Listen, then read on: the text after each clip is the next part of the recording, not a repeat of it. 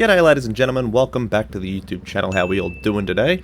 Now let me get this out of the way since everyone seems to be asking me every time I do a video like this.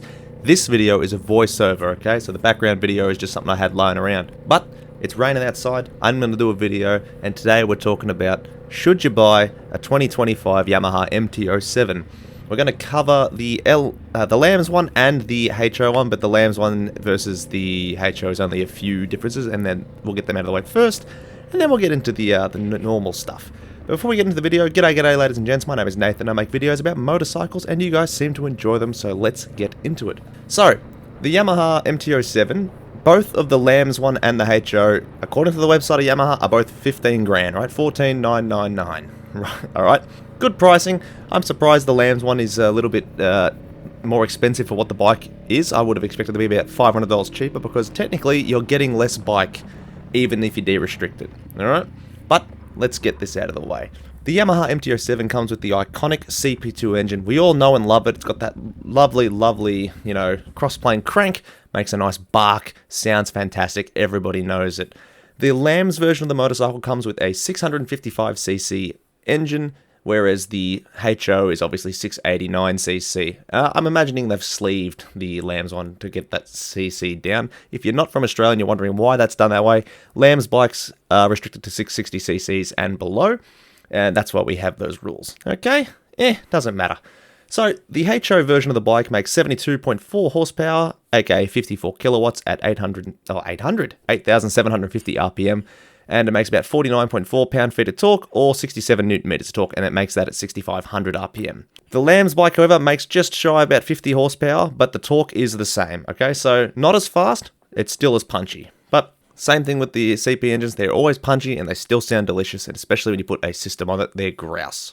Now, the newest model of the bike finally comes with a delicious 5-inch TFT. It's got some smartphone connectivity, you've got turn-by-turn navigation, you can connect it to the MyRide app, you can change music, you can answer calls, you can check your messages and stuff like that. Has a nice new switch gear. It's been updated for this model, I believe. Who doesn't love nice updated switches? Because when I rode the older MT-07, the switches felt a little outdated, but of course the bike was old, so new things, always fantastic. Up next is a much needed change that for some reason, the MT-03 have had this change, the MT-09, the MT-10, they all had this change ages ago. I even think the MT-15 or 125 has this, but the MT-07 was stubborn. They finally inverted the front forks, alright? They've got a 41mm travel, I believe. Nice control and feel match with a rear link type shock, which is adjustable in both preload and rebound. Finally, some better suspension. We've been asking for this forever, and they finally delivered it, so I'm very happy, and I'm really looking forward to trying out one, because I did enjoy the older generation one. I can only imagine the new one would feel superb compared to it. Alright. So, also another thing that was finally needed to happen is they got a facelift. So, the MT-03 had this one prior, and I actually really liked the MT-03 prior to this. The MT-07 had that disgusting Cyclops look, which wasn't a big seller. Even the MT-09 had it, and people didn't like it. They changed it pretty quickly, but the MT-07 kept it for a while. Now they've got this new one. I think they called it the quote-unquote wolf styling.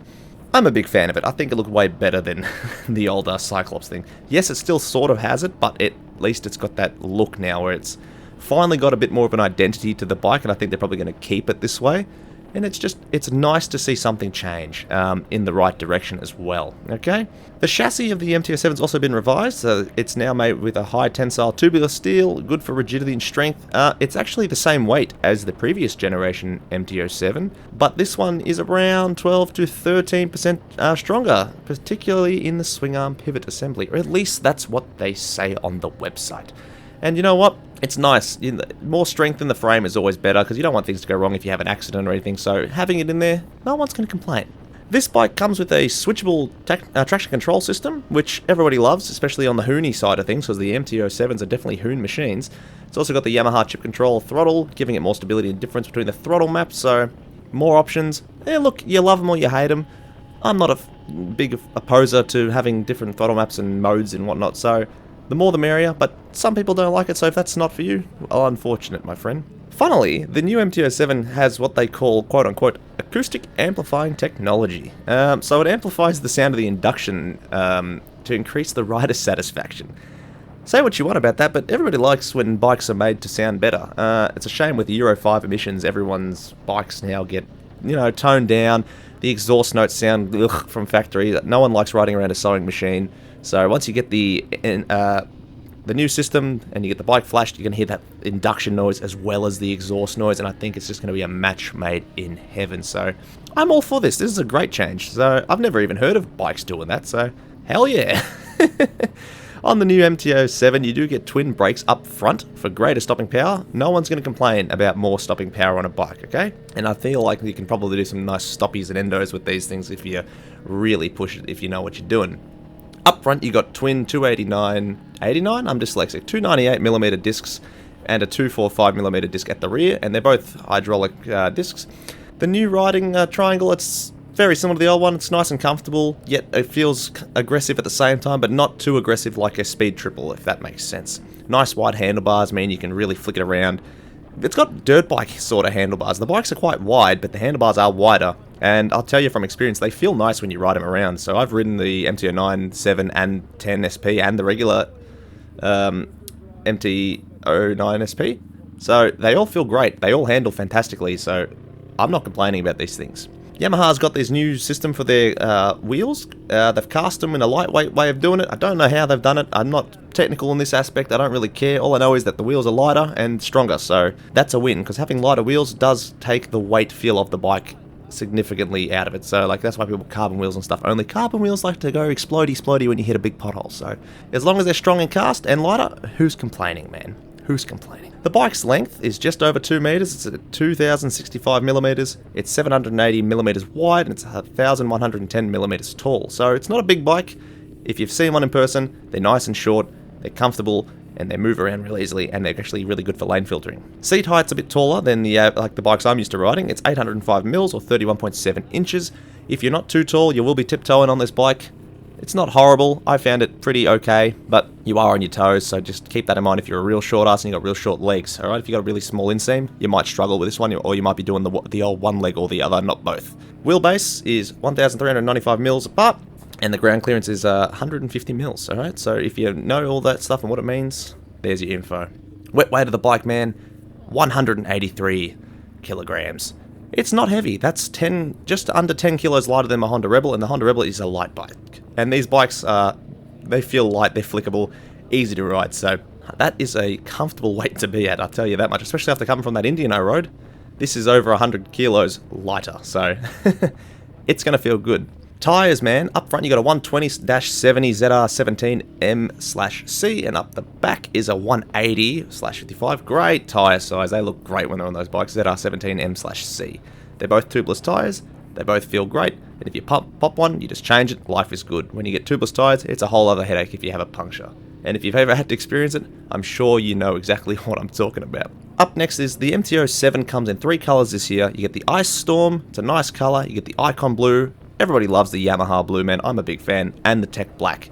So whatever you like, whatever your favourite is, go for it. Now, they've sort of changed from the older ones where you had the more exorbitant colours, the turquoise and the oranges and all that. I think this was a good decision. The other colour choices weren't really interesting to me, but that's my opinion. You don't have to hate me for it, alright? Everyone has their opinions, and that's that. So that's the basic specs of the bike, if you wanted to know about it. So, after riding one personally, they are definitely punchy. The HO is superior, obviously, than the Lambs one, but if you want a nice, fun, torquey motorbike to learn on, the MT-07 is more than adequate. Being the Lambs restricted one, you're not going to go too fast to scare yourself. It does have the punch. If you're not good with whiskey throttling, maybe avoid it and get the MT-03 to start with, but generally you should be okay. More stopping power is always nice. More technology always helps the riding for the riders as well. These are hoon bikes. Everybody loves them. There's a reason why so many stunters use R7s and MT-07s. It's because they're torquey, they're light, easy to control, you can pop them up, probably do stoppies on these ones. That's overall a perfect revision of the bike that was so needed. Having the inverted forks alone was enough to consider it happy days, and the fact that it got a facelift, it's got some nice new frame, new wheels, it's just overall a superior package than the previous model. So if you're looking to get yourself one, I am already sold on it, and coming from the older bike, which I did enjoy as well, this is just better in every way. It doesn't mean you have to get it. If you've really sold on an MT-07, you can still get an older model. It just has the right way up forks. That's a big change. They're still good bikes. Phenomenal bikes. There's a reason so many people love them. But if you can afford a new one and that's what you're in the mood for, go get one. They are fantastic. But like I always say, ladies and gents, leave a comment down below and tell me what your thoughts and opinions on this is. If you want one, if you've got one, and anything in between. But other than that, ladies and gents, take it easy, keep it cheesy. You know I love you, but it's time to leave you, so have a good one. Peace. Bye!